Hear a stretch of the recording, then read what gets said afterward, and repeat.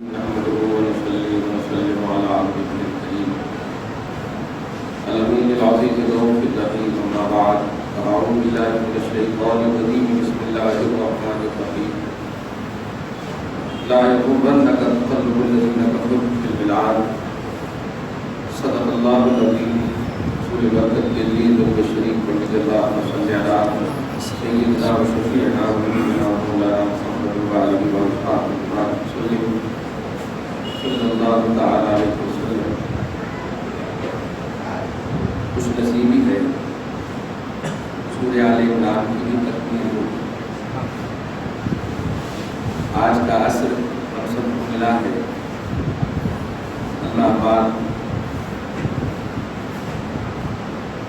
اس فرض کے 70 کے برابر کے دوپہر ہم سب کو صحیح زندگی نصیب فرمائے اور آنے والا رمضان بھی عطا فرمائے۔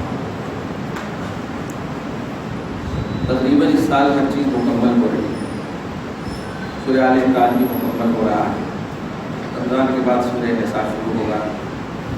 چند آیتیں ہیں، 200 آیت ہے سورہ آل عمران ہے، جن میں آج کی آیت پہ بننا ہے 26 یعنی 5 آیت۔ جو بھائی زکوٰۃ ادا نہیں کیے ہیں وہ ادا کر لیں، اور جو صدقہ فطر ادا کرنا ہے وہ بھی عید کی نماز سے پہلے ادا کر لیں، کیونکہ نظام صدقہ ہو یا زکوٰۃ ہو، دونوں کا مقصد ہے محتاجگی دور کرنا۔ دونوں کا مقصد صرف آپ سبکدوش ہو جانا نہیں، غریبوں اور فقیروں کی ضرورت کو پوری بھی کرنا۔ آج کی رات نہایت ہی اہم رات ہے، کھوج کر اور تلاش کر جن کے یہاں سیوائے کا انتظام نہیں ہوا، جن کے یہاں ٹکڑوں کا انتظام نہیں ہو سکے تو ہم حکم نہیں دے رہے ہیں، لیکن انسانیت کے ناطے، اسلام کی خوبی کے ناطے ہاں، کیونکہ خوشیوں میں اگر اپنے شریک ہوں یہ اہم بات نہیں ہے، اگر غریب شریک ہو تو بڑا اہم۔ رسول اعظم صلی اللہ علیہ وسلم راہوں سے چلتے تھے تو غریبوں کے رونے کی آواز پر رک جاتے، کیونکہ مالداروں کے بچوں کو تو بہت سارے لوگ تسلی دینے کو موجود ہوتے ہیں، غریبوں اور فقیروں کو خاص طور سے دھیان میں رکھیے تاکہ جو کمی بیشی ہوئی وہ روزوں میں اس کا کفارہ ہو جائے۔ آگے سے اللہ سبحانہ آیت نمبر 196 میں فرماتا ہے، ایک دم دل کی کیفیت کو جو وہ بندے جو کافروں کو مال و دولت اور عیش و آرام میں دیکھتے ہوئے رشک کرتے ہیں، یعنی ہم نماز پڑھتے ہیں، زکوٰۃ دیتے ہیں، سب کرنے کے بعد بھی ہمارے کو کچھ بھی نہیں ہے، اور یہ جو بت پرستی کر رہے ہیں ان کو بڑے بڑے محلات ہیں، نبی کی توہین گستاخی کر رہے ہیں، پھر بھی ان کو یہ ہے، تو اللہ پاک تسلی دے رہا ہے غریبوں کو، فقیروں کو کہ گستاخوں کو مت دیکھ، کافروں کو مت دیکھ، ان کے عیش و عشرت کو مت دیکھ۔ لا یغرنک تقلب الذین کفروا فی البلاد، منکرین کے عیش و آرام، اے عام لوگوں کی شہروں میں جو بڑے بڑے فلائٹ اور بڑے بڑے محلات میں جو رہ رہے ہیں یہ منکرین، یہ تمہیں پریشان نہ کرے، دھوکہ میں نہ دے، متاع قلیل، یہ متاع قلیل ہے۔ بڑی بڑی بلڈنگیں اور عیش و آرام میں رہنے والوں کو اللہ پاک متاع قلیل کہہ رہا ہے، اور قدم مصطفیٰ میں رہنے والے کو متاع عزیز کہہ رہا ہے، متاع کثیر کہہ رہا ہے۔ تم بھوکے ہو لیکن متاع عزیز ہے تمہارے پاس، اور یہ محلات میں کھا رہے ہیں، عیش کر رہے ہیں، مگر متاع قلیل۔ دنیا میں ان کے ساز و سامان کو متاع قلیل کہا، اور پھر انجام دیکھیں، ثم مأواہم جہنم، نتیجہ بھی جہنم ہے۔ اس کا مطلب یہ ہوا تمہارے پاس نبی کا قدم ہے، یہ متاع کثیر ہے، اور مأواہم جنت، یہی تو اپوزٹ مفہوم ہوگا، اور نتیجہ جو ہے جنت ہے۔ وہ بھی اصل بہار کافروں کے بارے میں جو ٹھکانہ جہنم ہے، اس کا کیا برا ٹھکانہ، کیا برا بچپنا ہے کافروں کا۔ تو کافر کی مال و دولت کو آپ دیکھ کر کے یہ آپ کی آنکھ دھوکہ نہ کھائے، آپ کی فکر دھوکہ نہ کھائے، یہ ظاہری طور پر ہے، یہ ذرا کثرت جو ہے، حقیقت یہ بہت ہی قلت ہے، بہت بڑی قلت ہے، بہت بڑا مطلب کم مال ہے اس کے پاس۔ آپ کے پاس جو نہیں دکھ رہا ہے وہ اہم مال ہے، نبی کا قدم، نبی کی مدد، نبی کا تصور۔ لیکن الذین اتقوا ربہم، دیکھیے اللہ کا فرمان، لیکن وہ لوگ جو اپنے رب سے تقوی حاصل کرتے ہیں، جو ڈرتے ہیں، نبی کو ایکسیپٹ کرتے ہیں، قبول کرتے ہیں. لہم جنات تجری من تحتها الانہار, ان کے لیے ایسے باغات ہیں جن کے نیچے نہریں رواں ہیں. خالدین فیہا, ان باغات میں وہ ہمیشہ رہیں. نزلا من عند اللہ, اور ہر روز اللہ کی طرف سے مہمانی ہوگی. آپ افطار پارٹی کے اعلان لے کر آتے ہیں, یہاں جنت تو چلے جائیے, ہر روز پارٹی ہوگی اللہ کی طرف سے سنتا ہے. لیکن شرط ہے کہ اس پارٹی کے حصول کے لیے نبی کا پارٹی بننا پڑے, نبی کا غلام بننا پڑے. یہ ان کفار کے حق میں نازل ہوئی یہ آیت کریمہ جو رسول اللہ کے صحابہ کو تانا دیتے ہیں, کھانے کی خرچی نہیں ہے اور کہتے ہیں نبی ہمارے ہیں. یا آج لوگ بولتے ہیں یہ دیکھو عید میلاد النبی آئے تو میلاد النبی میں خرچ کرتے ہیں, یہ آئے تو یہ کرتے وہ کرتے, کھانے کے خرچے نہیں ہیں, یہ مانگ مانگ کی شادی کرتے یہ کرتے ہیں. تمہیں کیا معلوم ہے مانگتے کیوں ہیں؟ ایسے ہی صحابہ کرام کھانے خرچے نہیں ہے, بخار نے طواف کرنے آتا نہیں ہے, پیٹ جھکا جھکا کر کے طواف کرتے ہیں. اللہ پاک کے رسول صلی اللہ علیہ وسلم کے صحابہ کرام کو کہا جا رہا تم ان کے تعلیم میں مت دھیان دو, تم بس نبی رہو, یہ تمہارا ایک دم زندگی کا کانسیپٹ ہے, یہ نبی یہ امپورٹنٹ ہے. لیکن الذین اتقوا, اگر ایسا ہے تو ربهم لهم جنات تجری من تحتها الانہار, ان کے رب کی طرف سے جنتیں ہوں گی اور ان کے نیچے نہریں رواں ہوں گی, ان میں ہمیشہ رہیں گے. اللہ کی طرف سے مہمانی روز کی ہوگی, پارٹی روز کی ہوگی. وما عند اللہ خیر للابرار, اور اللہ کے نزدیک نیکوکاروں کے لیے بہتر ہے. ایک مرتبہ حضرت عمر فاروق بارگاہ رسالت میں, بخاری مسلم کے حدیث سے بات ہے, سڈنلی پہنچے بارگاہ رسالت, اور جب پہنچے تو رسول اللہ ایک ایسے بستر پہ سوئے ہوئے تھے جو کھجور وغیرہ کے تھے, اور سونے کی وجہ سے پیٹ پہ داغ تھے, داغ آ گئے تھے. حضرت عمر فاروق سے رہا نہ گیا, مچل پڑے, رو پڑے, اور جب رو پڑے تو مصطفیٰ مسکرا کر کہہ رہے ہیں کیا بات ہے, کیا رونے کی وجہ کیا ہے؟ سرکار کیسر و کسرا جملے کو بولتے, آپ لوگ کبھی کبھی بولتے ہیں تو کیا ہندوؤں ہو کر کے اتنا پڑھ رہے ہیں, کافر ہو کر کے اتنا پڑھ رہے ہیں. مطلب بولتے ہیں آپ نے کوئی عورت تو ضرور بولتی, ہم نماز بھی پڑھ رہے ہیں, تسبیح بھی کر رہے ہیں, سب کر رہے ہیں, ہمارے کو نہیں دے رہا اللہ تعالیٰ نے ایسا. تو ایسے ہی حضرت عمر فاروق کیسر و کسرا محلات میں ہیں, ایک بڑے بڑے محلات میں ہیں, اور آپ سید الکائنات سید الانبیاء والمرسلین, کائنات آپ کی خاطر سجائی گئی, اور آپ کس طرح رو ہی رہے تھے. تو آپ نے فرمایا کیا تم پسند نہیں کرتے یہ دنیا کے متاع جو ہے آسان ہے, قلیل ہے, آخرت بہتر ہے, آخرت بہتر ہے. روتے روتے مسکراوے. لیکن ایک سوال تو کیا نا, اور آج بھی دیکھیے تو صحابہ کرام سے جب پیمانہ صبر لرز جاتا تھا, تو آج ہم تو کمزور دماغ کے عقل کے ہیں, ہم لوگ سے بھی بول جائیں. بولنا نہیں چاہیے ایسا, ہمارے پاس میرا نبی بہت بڑی پونجی ہے, بلکہ اصل پونجی ہے زندگی, زندگی کی اصل پونجی ہمارا یہ ہے. تو انشاءاللہ اللہ خیر للابرار, اللہ پاک نیکوکار بھی ہمارا آپ کو, اور نیکوکار کے لیے بہتری ہے اللہ پاک کے نزدیک. وَإِنَّ مِنْ أَهْلِ الْكِتَابِ لَمَن يُؤْمِنُ بِاللَّهِ وَالْيَوْمِ الْآخِرِ. یہ آیت کریمہ خاص پس منظر میں نازل ہوئی ہے نجاشی بادشاہ, یہودی بادشاہ, حبش کا نجاشی بادشاہ. بخاری شریف میں حدیث پاک ہے, رسول اللہ صلی اللہ علیہ وسلم, اس حدیث کی توضیح بھی آج سن لیجیے. رسول اللہ صلی اللہ علیہ وسلم جب یہ نجاشی بادشاہ کا انتقال ہوا تو غائبانہ نماز کا جملہ بولا جاتا ہے بخاری شریف میں, غائبانہ نماز. لیکن حقیقت یہ ہے جو آج لطیف تفسیر بتا رہا ہوں کہ رسول اللہ صلی اللہ علیہ وسلم کے لیے جنت البقیع میں ان کے جنازے کو حاضر کر دیا. یہ ہے امپورٹنٹ تفسیر. کیونکہ دیکھیے آپ چھوٹی سی بات, کوئی کسی کا جنازہ کہ ہوا ہو جائے گا نا کہ اگر سامنے نہ ہو. نبی پاک صلی اللہ علیہ وسلم نے کہا کہ تمہارا بھائی نجاشی جو ہے انتقال کر گیا ہے. سوال یہ ہے کہ مصطفیٰ جب حجاز مقدس میں ہے تو نجاش سے خبر کیسے پہنچ سکتی؟ جب خبر پہنچ سکتی ہے تو جنازہ حاضر کرنے میں کیا ہے؟ کروڑوں لوگ مرتے ہیں نا. لیکن تیسرا کوشچن ہوتا ہے نبی کے بارے میں, تو آپ نبی کے بارے میں کیوں دیکھ رہے ہو؟ اللہ کی قدرت کو دیکھو نا. وہ سوئی کے ناکے کے اندر پوری دنیا کو رکھنے پر قادر ہے, وہ پورے قبر میں نبی کو لانے پر قادر کیسے نہیں؟ یہ قدرت خدا ہے. تو ایسے ہی نجاشی بادشاہ کا جنازہ جو ہے غائبانہ بولتے ہیں, اس لیے امام شافعی نے استدلال فرمایا کہ غائبانہ نماز ان کی نزدیک جائز ہے, احناف کے نزدیک جائز نہیں ہے. حضور ضروری ہے, حضور جنازہ کا حاضر ہونا شرط ہے. جنازہ حاضر نہیں تو غائبانہ نماز حنفی حضرات نہیں پڑھ سکتے. خیر, حضور علیہ الصلوۃ والسلام کے سامنے وہ جنازہ حاضر, صحابہ کرام کو کہا کہ بھائی کا انتقال ہو گیا ہے, اور ان کے لیے وہ 4 تکبیریں آپ نے کہی. اور نماز جنازہ پڑھو. بخاری شریف میں ایک اور جملہ ہے, وہ بتا دو, مختصم بہی لہو, یہ عربی کا جملہ ہے, یعنی یہ صرف حضور کو خصوصیت حاصل ہے, کوئی امتی کو خصوصیت حاصل نہیں. حضور پڑھ سکتے ہیں, وہ کس کی, کیوں, ان کے ہتھیلی میں ساری چیزیں مشاہدہ کے طور پر, لہٰذا ان کی خصوصیت ہے. آپ نہیں پڑھ سکتے, آپ دعا کر سکتے ہیں, سارے ثواب کر سکتے ہیں, جنازہ آپ نہیں پڑھ سکتے. قبر میں آپ قبر کے پاس وہاں پہ بھی دعا کر سکتے ہیں, جنازہ کا حاضر ہونا سامنے ضرور, جنازے کی نماز کے لیے ایک بات.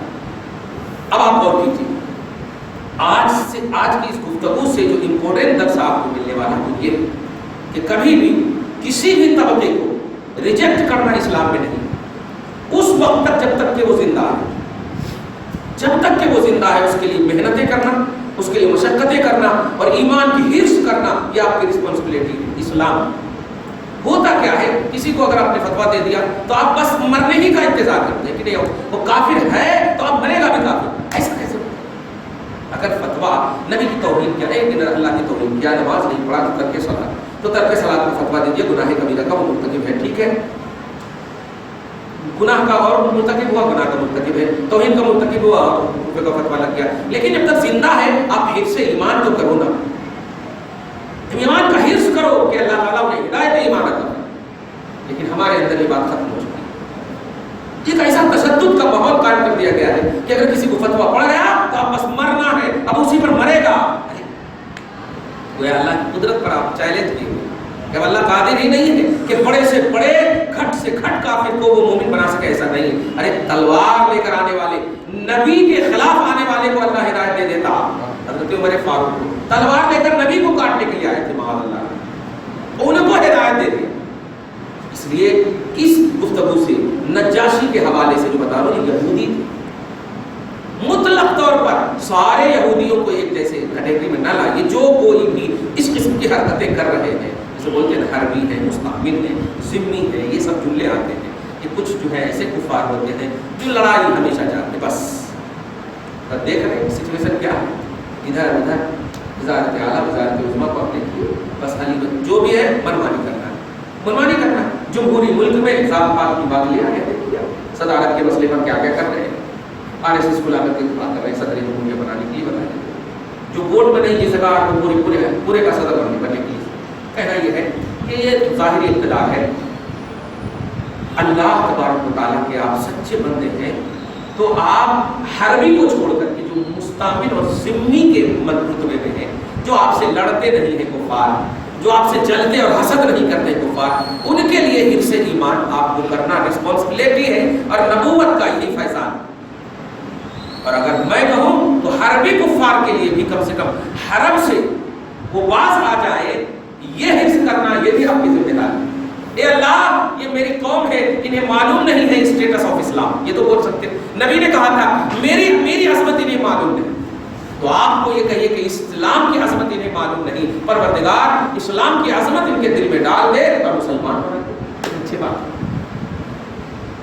آیت کریمہ کا اب تک وَإِنَّ مِنْ أَهْلِ الْكِتَابِ, اور اہل کتاب کچھ یہودی ایسے بھی ہیں کہ لَمَن يُؤْمِنُ بِاللَّهِ, اللہ پر ایمان رکھتے ہیں. دیکھ رہے ہیں یہ نبی کے علم غیب پر یہ آیت کریمہ اصل دلیل کہ نجاشی کہاں مرا, نبی کہہ رہے صحابہ کو سب بند ہو, بڑے سے بڑے پیر ریجیکٹ کر دیے جائیں گے. یہ کیا بات ہے, کیا ہے, پوچھیں گے تو ضرور, چاہے کتنا بھی پکا مولی ہو, کیا کر رہے ہیں آپ, کس کی نماز پڑھ رہے ہیں, کون مرا, کہاں ہے, کیسا. نبی نے فرمایا تیرا بھائی نجاشی مرا. کوئی ڈسکس نہیں, کیونکہ قانون ساز جو ہوا کرتا ہے نا وہ صحابہ سے بڑھ کر کوئی نہیں سمجھ سکے. قانون ساز کے لیے ان پر ڈسکس کیا نہیں جاتا ہے, ان پر عمل کیا جاتا ہے, ان کے ہر بات پر. نبی قانون ساز تھے, جانتے تھے صحابہ کے جو مصطفیٰ کہیں گے وہی قانون بنے گا. اس لیے آج جب کہہ رہے ہیں تو یہی قانون ہے, بن گیا. امام شافعی نے بنا دیا نا قانون, امام شافعی قانون بنا دیے قائمانہ نماز کو. دیکھ رہے قانون سازی مصطفیٰ جانے. لوگ ڈسکس کرتے ہیں نہیں یہ حدیث ضعیف ہے, اس کو ریجیکٹ کر دینا چاہیے. ارے آپ کو کیسے معلوم کہ حدیث ضعیف ہے, نبی کے زمانے میں تو صحابہ پیدا ہوئے, آپ کو کیسے معلوم کہ حدیث ضعیف ہے؟ نبی کی حدیث, نبی کی بولی, آپ کو کیسے معلوم کہ نبی نے کہا؟ نبی کے بولنے کا انداز کیا تھا, محفلیں کیا تھی, کس مسجد میں بولے نبی, کس جگہ میں بولے نبی, کہاں کون, کتنے صحابہ تھے, کیسے صحابہ کا دماغ تھا, کتنے صحابہ دیہاتی تھے, کتنے صحابہ شہری تھے, یہ سارے معلوم آپ کو کیسے ہو؟ اس لیے آپ کو بولنے سے پہلے ہزاروں مرتبہ آپ کو سوچنا اور سمجھنا چاہیے. اللہ تعالیٰ اسی طریقے سے آپ کو محفوظ فرمائے. ان من اہل کتاب، کچھ اہل کتاب ہے، لمن یؤمن باللہ، جو اللہ پر ایمان رکھتے ہیں، وما انزل الیکم، اور ان پر ایمان رکھتے ہیں جو اے مومنو تمہارے اوپر نازل ہوا، یعنی قرآن پر بھی ایمان رکھتے ہیں، وما انزل الیہم، اور ان پر بھی ایمان رکھتے ہیں جو ان کے اوپر بھی ایمان رکھتے ہیں، توریت پر ایمان رکھتے ہیں، انجیل پر ایمان رکھتے ہیں، زبور پر ایمان رکھتے ہیں، لیکن کانسٹیٹیوشن قرآن کو سمجھتے ہیں، ان پر ایمان رکھتے ہیں، سارے انبیاء پر ایمان رکھتے ہیں، سارے آسمانی کتابوں پر ایمان رکھتے ہیں۔ تو اللہ پاک فرما رہا کہ کچھ ایسے یہودی ہیں، رد کرنا مقصود ہے کہ سب کو ریجیکٹ مت کر دو، جو ریجیکٹ کے لائق ہے ان کو ریجیکٹ، سب کو ریجیکٹ مت کرو، ایک مطلب ایک اس میں آپ سب کو مت کھڑا کر دو، ایمانیات کی حفظ کرنا یہ تمہاری ذمہ داری ہے۔ خاشعین للہ، ایسے اہل کتاب جو اللہ کے لیے سرنگو ہوتے ہیں، عجز و انکساری سے پیش آتے ہیں، اور وہ کبھی بھی دین اور مذہب کو رشوت لے کر نہیں بیچتے، لا یشترون بآیات اللہ ثمنا قلیلا، جو اللہ کی آیتوں کو ثمن قلیل میں تھوڑی سی قیمت میں نہیں بیچتے۔ عبداللہ ابن ابی، ارے وہ فلائٹ لکھ دوں گا، محمد کو گالی دو نا، نہیں، صحابہ کو منع کر دو نا، وہ زمین دے دوں گا، یہ زمین دے دوں گا، تھوڑی سی قیمت کے بدلے میں نبی کو ریجیکٹ کیا گیا، اللہ کی آیتوں سے مذاق کیا گیا، کھلواڑ کیا گیا۔ لیکن نجاشی کی نبی تعریف فرمایا کہ ایسے یہودی بھی ہیں جو بیچتے نہیں، اپنے دین کو بیچتے نہیں، اپنے دھرم کو بیچتے نہیں۔ اولئک لہم اجرہم عند ربہم، ایسے لوگ ان کے لیے اللہ کے پاس، کمال یہ ایسا ترجمہ ہے، ان کے لیے ان کے رب کے پاس، یہ اصل امپورٹنٹ ہوتا ہے۔ ترجمہ کی خوبصورتی یہ ہوتی ہے کہ آپ ترجمہ کر کے چلے جائیں کافر کا بھی رب اللہ ہے، صحیح ہے، لیکن نہیں، رب العالمین کہا گیا ہے اس کے حساب سے، لیکن رب المومنین یہ شرف خاص مومن کو ہے، رب الکافرین کہیں پر بھی نہیں کہا، رب العالمین میں کافر کو آپ شامل کر لیں کہ کافر کا بھی وہ رب ہے، کافر کو بھی رزق دے رہا ہے، لیکن رب کی نسبت اگر عالمین کے علاوہ کسی خاص یونٹی کی طرف رب نے کی ہے تو وہ ہے مومن پر، آج یہاں پر یہ کیا ہے، اسی لیے ڈاکٹر اقبال نے سبحان الذی اسریٰ بعبدہ میں جو ہی ہے، ہی ہے، اس پر بحث کیا کہ عبداللہ تو سب ہے، عبد تو سب ہے، عبد ہی سب نہیں۔ پاک ہے وہ ذات جو بندے کو لے گئی نہیں، اپنے بندے کو لے گئی، تو یہ اپنے کی جو نسبت ہے، تو ایسے ہی اللہ پاک کہہ رہا ہے کہ رب تو سب کا ہے، لیکن جو لوگ نبی کو ریجیکٹ نہیں کرتے، جو نہیں ریجیکٹ کرتے، ان کا رب ہے، رب ان کی طرف نسبت، یہ ان کی طرف نسبت، یہ نسبت کا کمال ہے۔ اولئک لہم اجرہم عند ربہم، ان کے لیے ان کا اجر ہے ان کے رب کے پاس، کمال ہے، اتنا ہی ہے۔ ان اللہ سریع الحساب، بے شک اللہ بہت جلد حساب کرنے والا ہے۔ آخری آیت کریمہ، آیت نمبر 200، یا ایھا الذین آمنوا، اے ایمان والو، اصبروا، مشقتیں تکلیفیں دے رہے ہیں تمہیں، لیکن میں جب اعلان کر رہا ہوں خالق ہو کر کے کہ تم نبی کو بس چھوڑنا، یہ میرا حکم ہے، یہ آرڈر، تو اب اللہ کے حکم کے سامنے اب مخلوق کی پریشانی اور تکلیف یا کچھ بھی تمہارے کو افیکٹڈ نہیں ہونا۔ یا ایھا الذین آمنوا اصبروا علی تکالیف الکافرین، کافروں کی تکالیف اور شدائد اور مشکلات پر صبر کرو، اور صبر ہی نہ کرو، وصابروا، دشمنوں پر صبر کرنے میں غلبہ حاصل کرو، یعنی اگر کوئی کانٹے بچھا رہے ہیں تو آپ دوسری طرف سے مت جاؤ اس کانٹے پر، دکھا دو کہ کانٹے، مصطفیٰ کی محبت کے کانٹے جب چبھ جاتے ہیں تو دنیا کی کوئی کانٹے اثر انداز نہیں ہوتے، صبر میں غلبہ حاصل کرو، وہ دیکھ کر کے اور تم مسکراتے ہوئے چلے جاؤ، محبت مصطفیٰ میں گزر جاؤ گے تو یہ تکلیف بھی ان پر اثر ڈالے، آج وہ نہ صحیح ان کی نسلیں ضرور ایمان لائیں، تو وہ صابروا، اور صبر کرو، نہیں صبر میں غلبہ حاصل کرو، دشمنوں پر غلبہ حاصل کرو۔ اچھا ایک اور بات، ورابطوا، یہ آیت کریمہ میں آج کے حساب سے اس کا ترجمہ کر رہا ہوں، اور اسلامی سرحد کی حفاظت کرو، اسلامی سرحد کی حفاظت، بلکہ سرحد کے ترجمہ اسلامی کانسٹیٹیوشن کی حفاظت، یہ سب ترجمہ سے جو رسول اللہ بھیجتے تھے ملک جا کر کے، تو کوئی دائرے میں نہ آ سکے، کوئی دائرے سے باہر نہ جائے، یہ مراد ہے یہاں سے، چونکہ وہ جنگوں کا مسئلہ تھا اس وقت۔ آج کے حساب سے ترجمہ یہ ہوگا کہ اپنے کانسٹیٹیوشن، اپنے اسلام اور اپنے مذہب کا دفاع، یہ ترجمہ، کیونکہ قرآن تو معجزہ ہے، اور قرآن قیامت تک کے لیے قانون ہے. تو اسلامی سرحد اب آپ کہاں سے ملٹری بنے گی جا کر کے؟ تو آپ کی حفاظت کیا ہے؟ میں ہر جگہ اب آج بھی آخر درس میں بھی دے رہا ہوں، رمضان کا آخر درس، کہ قرآن پاک کی تلاوت کرو، قرآن پاک کو سمجھ کر کے پڑھو، قرآن پاک کی تلاوت کو اپنا مشغلہ حیات بنا لو. سال بھر میں صرف رمضان سے کتنا پیار تھا قرآن کو، قرآن سے کتنا پیار تھا رمضان کو، اور آپ کو پیار تھا تب تو آپ نے روزہ رکھا. تو اس پیار کا اظہار اور اس بات کی قبولیت یہ ہے کہ آپ قرآن پاک کی تلاوت اور قرآن پاک کا ورد جو ہے اپنا مشغلہ بنا لو. اگر پڑھنے نہیں آ رہا، آپ ہم کو دونوں ٹائم 2 مہینے میں آپ کو سکھا دیں. آپ کہیں گو آپ بوڑھے ہیں یا بڑے ہیں، شرمانے کی ضرورت کیا ہے؟ جنت جائیں گے تو سب کی عمر 30 سال 35 سال رہے گی. آپ یہاں کتنی بھی عمر میں رہے ہیں، آپ وہاں سب ایکول رہیں گے. جنت میں جب ایکول رہیں گے تو یہاں پر بھی دین کے لیے، جنت کے لیے آپ ایکول بنیے نا. صحیح ہے؟ وہاں کچھ نہیں رہے گا الحمدللہ، ایکول ایک دم، تاکہ وہاں بھی آپ بیٹا سمجھ کے ڈانٹنا نہ شروع کر دیں، کیونکہ وہاں جنت ہے، سب کو ایک جیسی فکر دے گا اللہ تعالیٰ. وہاں کسی کی نہیں چلے گی، اللہ کی چلے گی، اور آپ کی خواہش کا احترام ہوگا بس. سمجھے؟ تو قرآن پاک اگر پڑھنے نہیں آتا تو آپ پڑھنا سیکھیں، اور قرآن پاک اچھا جو صحیح العقیدہ ترجمہ ہے اس کا کم سے کم ایک بار پڑھیے تو ایک ایک صفحہ اس کا ترجمہ کیا. نہیں سمجھ میں آئے تو الحمدللہ علماء سے کریں. یہ آپ اپنے سنویدھان کا رابط قرآن پاک سورہ آل عمران کی آخری آیت کریمہ آپ کو میں سے دوں کہ صبر کرو مصیبتوں پر، تکلیفوں پر. 5 سال کی حکومت چلی جائے گی، 2 سال اور ہے، صبر کرو، اور جو وہ کہہ رہے ہیں کرو نا، پیچھے مت ہٹ جاؤ، پریشان مت ہو، ایک دم سینہ سے پر رہو اپنے اسلام کے لیے، اپنے مذہب کے لیے رہ رہے ہیں. ہم تو اسد بابا کو ہم ہر جگہ مبارکبادی دے رہے ہیں. ایک جملہ بول رہا ہے، دل خوش ہو جا رہا ہے. ہمیں عدلیہ پر بھروسہ ہے، ہمیں سپریم کورٹ پر بھروسہ ہے. کتنا اچھا جملہ ہے، آپ نہیں جانتے اس جملے پہ وہ کتنا دور کا یہ جملہ ہے. اگر وہ نہیں ہے ان کے دماغ میں، میں آپ کو بول دوں اس جملے کا مطلب کیا ہے. ایکشن جو لے رہا ہوں میں وہ یہ ہے کہ چونکہ سپریم کورٹ ہو یا ہائی کورٹ ہو یا جتنے بھی کورٹس ہیں، سب میں یہ قرآن رکھا جاتا ہے، سب میں رکھا جاتا ہے. اور مسلم مجرم جو آتا ہے اس کو جرم کے اعتراف سے پہلے قرآن پاک پر ہاتھ رکھواتے ہیں. تو آپ ذرا بتائیے کہ عدلیہ پر بھروسہ ہے ہمیں. عدلیہ پر بھروسہ کیا کہ تم نے قرآن میرا رکھا اور یہ ہے میرا کانسٹیٹیوشن آف اسلام. تو اگر طلاق غلط چیز ہے تو اس کانسٹیٹیوشن میں ایک پورا سورہ ہے طلاق، ایک پورا سورہ طلاق کا ہے مطلب. تو اگر اللہ تعالیٰ کو طلاق کا مطلب طلاق کا مقصد نہ ہوتا، طلاق کا معیار نہ ہوتا اللہ کے نزدیک، تو سورہ کیوں نام دیتا طلاق کا؟ ہے نہیں، سب کا نام نکاح ہی دے دیتا، شادی ہی دے دیتا صرف. صحیح ہے کہ نہیں؟ لیکن طلاق کا بھی کانسیپٹ ہے قرآن. تو قرآن میں سنویدھان میں ہے طلاق کا کانسیپٹ. بڑا اچھا لگا. اللہ تعالیٰ ہم سب کی حفاظت کرنا.